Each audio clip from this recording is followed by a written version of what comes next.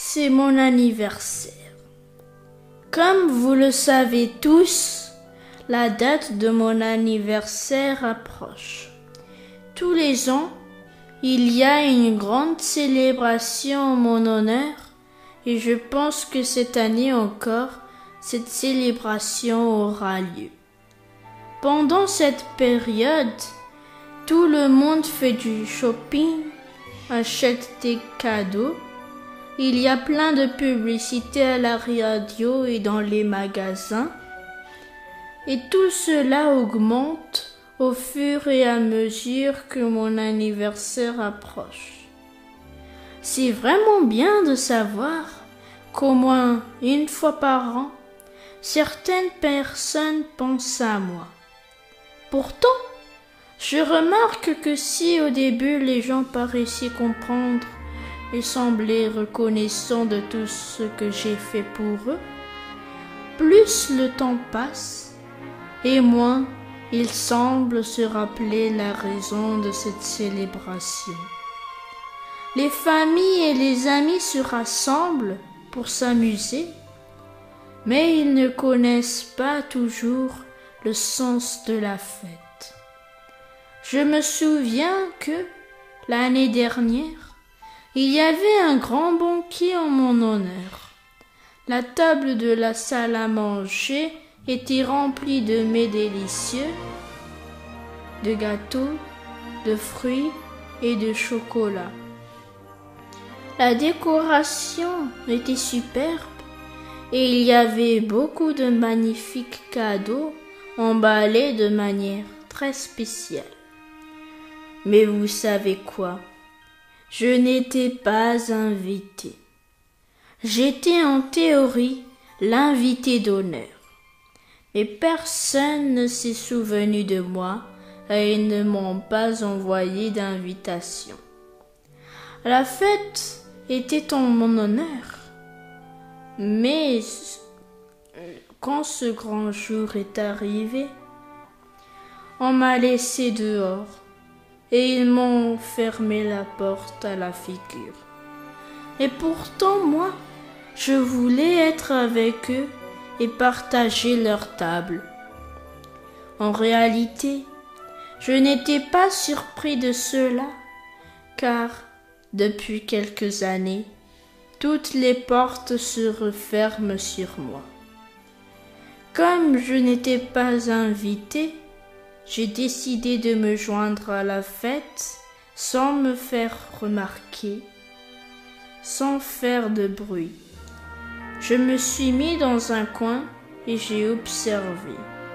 Tout le monde buvait, certains étaient ivres, ils faisaient des farces, riaient à propos de tout. Ils passaient un bon moment. Pour couronner le tout, ce gros bonhomme à la barbe blanche est arrivé, vêtu d'une longue robe rouge, et il riait sans arrêt. Oh, oh, oh! Il s'est assis sur le sofa, et tous les enfants ont couru autour de lui, criant « Père Noël! Père Noël !» comme si la fête était en son honneur. À minuit, tout le monde a commencé à s'embrasser. J'ai ouvert mes bras et j'ai attendu que quelqu'un vienne me serrer dans ses bras. Et, vous savez quoi? Personne n'est venu à moi. Soudain, ils se sont tous mis à s'échanger des cadeaux. Ils les ont ouverts un par un, en grande excitation. Quand tout était déballé, j'ai regardé pour voir si, peut-être, un cadeau était resté pour moi. Qu'auriez-vous ressenti si, le jour de votre anniversaire, tout le monde s'échangeait des cadeaux et que vous n'en receviez aucun? J'ai enfin compris que je n'étais pas désiré à cette soirée, et je suis partie silencieusement. Tous les ans cela empire. Les gens se rappellent seulement ce qu'ils boivent et mangent, les cadeaux qu'ils ont reçus, et plus personne ne pense à moi. J'aurais voulu, pour la fête de Noël cette année, que vous me laissiez entrer dans votre vie. J'aurais souhaité que vous vous rappeliez qu'il y a 2000 ans de cela, je suis venu au monde dans le but de donner ma vie pour vous, et en définitive, pour vous sauver. Aujourd'hui, je souhaite seulement que vous croyiez à cela de tout votre cœur.